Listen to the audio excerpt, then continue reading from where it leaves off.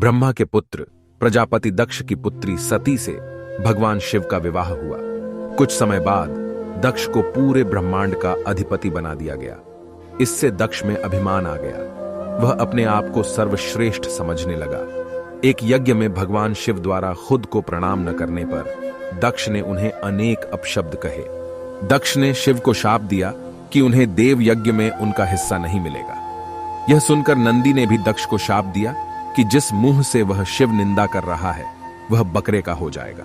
कुछ समय बाद दक्ष ने एक भव्य यज्ञ का आयोजन किया। उसमें सभी देवी देवताओं को बुलाया गया, पर अभिमानी दक्ष ने शिव को उस यज्ञ से बहिष्कृत कर दिया। किसी तरह सती को यह पता चला तो उन्होंने शिव से उस यज्ञ में जाने की अनुमति मांगी। पहले तो शिव ने उन्हें समझाया, पर जब वे नहीं मानी तो उन्होंने सती को वहां जाने की अनुमति दे दी। सती अपने पिता के घर पहुंची तो दक्ष ने उनसे आंखें फेर ली। सती यज्ञ में शिव का भाग न देखकर रुष्ट हो गईं और सभी को बुरा भला कहने लगी। यह सुनकर दक्ष ने भी शिव निंदा प्रारंभ कर दी। यह सुनकर सती को बड़ा दुख हुआ और उन्होंने योगाग्र से अपने शरीर को भस्म कर दिया।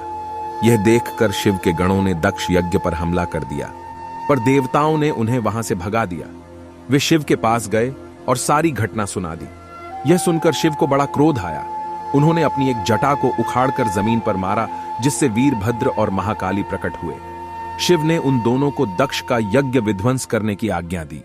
उन्होंने पल भर में ही दक्ष का यज्ञ विध्वंस कर डाला और वीरभद्र ने दक्ष का सिर काटकर उसे यज्ञ कुंड में फेंक दिया। यह देखकर देवताओं में हड़कंप मच गया और उन्होंने शिव स्तुति प्रारंभ कर दी। उनकी स्तुति ने सभी को जीवनदान दे दिया और दक्ष के शरीर पर बकरे का सिर लगाकर उसे भी जीवित कर दिया। बाद में शिव की अनुमति से दक्ष ने अपना यज्ञ पूरा किया। अपनी प्रिय पत्नी के शव को लेकर शिव पूरे ब्रह्मांड में घूमने लगे। उनके प्रताप से सारी सृष्टि जलने लगी। तब विष्णु ने अपने सुदर्शन चक्र से सती के शरीर के 51 टुकड़े कर दिए। ये टुकड़े जहां जहां गिरे वहां शक्तिपीठों की स्थापना हुई। तब सती का पूरा शरीर कटकर गिर गया तो भगवान शिव बहुत दुखी हुए और कैलाश पर्वत पर जाकर एकांत में समाधि ले ली।